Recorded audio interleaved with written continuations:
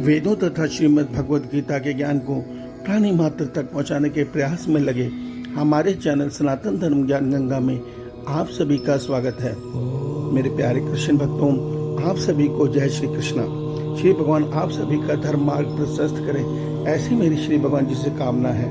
मेरे प्यारे कृष्ण भक्तों, सनातन धर्म ज्ञान गंगा चैनल के आज की वीडियो में हम लोग श्रीमद् भगवद गीता के अध्याय 14 के श्लोक 3 को भगवान श्री कृष्ण जी की कृपा से सरल रूप में सुनने और समझने का प्रयास करेंगे। जय श्री कृष्ण। मम योनिर्महद् ब्रह्म तस्मिन् गर्भं दधाम्यहं सम्भवः सर्वभूतानां ततो भवति भारत। मेरे प्यारे कृष्ण भक्तों, श्रीमद् भगवद गीता के अध्याय 14 के श्लोक 3 में भगवान श्री कृष्ण जी अर्जुन के माध्यम से हम सब मनुष्यों को बहुत बड़ा रहस्य बता रहे हैं और कह रहे हैं, हे अर्जुन, मेरी महत रूप ब्रह्म रूप मूल प्रकृति संपूर्ण भूतों की योनि है, अर्थात गर्भाधान का स्थान है, और उस योनि में चेतन समुदाय रूप गर्भ को स्थापन करने वाला ईश्वर मैं हूँ। उस जड़ चेतन के सहयोग से सब मूल प्रकृति की उत्पत्ति होती है। मेरे प्यारे कृष्ण भक्तों, आइए आज के इस श्लोक को हम थोड़ा सरल रूप में सुनने और समझने का प्रयास करते हैं। जय श्री कृष्णा। मेरे प्यारे कृष्ण भक्तों, हमारे वेद हमें यह सत्य समझाते हैं कि एक ही ईश्वर अनेक रूपों में ये सृष्टि रूपी खेल खेल रहा है। वही समस्त सृष्टि के कारक देवता बनकर सबका संचालन कर रहा है। वही ब्रह्मा रूप में सबका सृजन कर रहा है। विष्णु रूप में सबको धारण करके सबका भरण पोषण कर रहा है। वही रुद्र रूप में सबका संहार भी कर रहा है। और वो समस्त जीवों के प्राणी रूप में प्रकृति के 3 गुणों से बंधकर ये सृष्टि रूपी की खेल को खेल भी रहा है।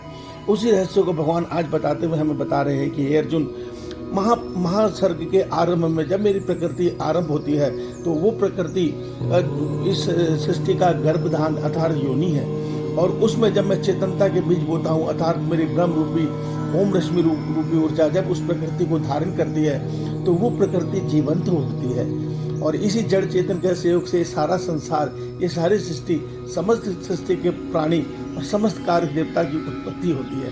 अर्थात इस जड़ चेतन के सहयोग से जड़ अर्थात मूल प्रकृति जो 3 गुणों से रची गई है, 3 गुण है जिस प्रकृति में, और उसको चेतनता दे रही है परमात्मा की ओम रश्मि रूपी ब्रह्म ऊर्जा। ये जब दोनों आपस में मिलते हैं तो यंत्र की भांति प्रकृति सारी सृष्टि की रचना करती है। उसमें नाना प्रकार के जीव उत्पन्न होते हैं, नाना प्रकार के सृष्टि के कारक देवता उत्पन्न होते हैं जो सृष्टि का संचालन करते हैं। प्यारे भक्तों, भगवान हमें यहाँ यह सत्य समझा रहे हैं कि महाप्रलय काल में ये प्रकृति सुप्त अवस्था में रहती है, अर्थात इसमें कोई क्रिया नहीं होती। ये केवल अंधकार ही अंधकार होता है। ये यंत्र की भांति, जैसे एक यंत्र से बिजली का कनेक्शन हटा लिया जाए तो वो यंत्र सुप्त अवस्था में अर्थात निर्जीव अवस्था में रहता है, उसमें कोई क्रिया नहीं होती। ठीक इसी प्रकार प्रकृति में कोई क्रिया नहीं होती, पर जैसे ही परमात्मा की ओम रश्मि रूपी ब्रह्म रूपी ऊर्जा इसको धारण करती है, इसमें विद्युत अर्थात इसमें चेतना आ जाती है, और ये प्रकृति गर्भ की भांति, जैसे माता के गर्भ में संतान उत्पन्न होती है, उसी प्रकार ये प्रकृति गर्भ की भांति इस सारी सृष्टि की रचना करती है। मेरे प्यारे कृष्ण भक्तों, 3 गुणों में रची है प्रकृति सारे सृष्टि की रचना उस समय करती है। ब्रह्मांड के हर अणु, परमाणु, इलेक्ट्रॉन, प्रोटॉन, न्यूट्रॉन की रचना प्रकृति के गर्भ में होते हैं, जिससे हमारे 5 महाभूत अर्थात पृथ्वी, जल, अग्नि, वायु, आकाश की उत्पत्ति होती है। अहंकार तत्व की उत्पत्ति होती है, महत तत्व की उत्पत्ति होती है, मनस तत्व की उत्पत्ति होती है।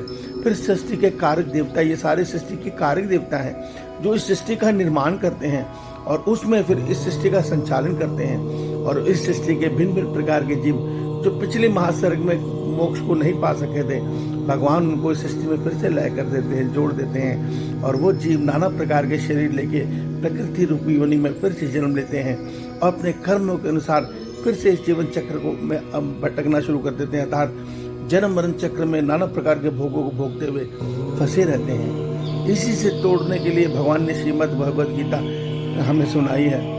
अगर हम भगवान श्री कृष्ण जी की मुख से निकली ये दिव्य गीता सुन लें, मनन कर लें, विश्वास मानिए, हमारा ये जन्म मरण चक्र टूट जाएगा। अन्यथा हम जन्म मरण चक्र में फंसे नाना प्रकार की योनियों में फंसते हुए नाना प्रकार के दुखों को भोगते हुए बार बार जन्म का दुख बार बार मृत्यु का दुख भोगते हुए इस सृष्टि चक्र रूपी खेल में फंसे हैं, जो खेल किसी काम का नहीं है, जो किसी लिए इसका कोई मतलब नहीं है। इसलिए भगवान शंकर जी ने माँ उमा को कहा है, सत्य हरि भजन जगत सब सपना।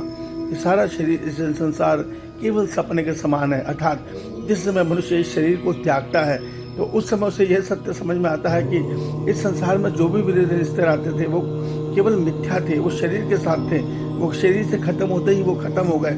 जो मेरे शरीर की संपत्ति थी वो सब शरीर छूटते ही यहीं रह गई, उसमें से मैं एक तिनका भर भी ना ले जा सका। सत्य केवल हरि भजन है। जितना हम हरि भजन कर लेंगे उतना हम साथ लेके जाएंगे, उसी से हमारा कल्याण निश्चित होगा।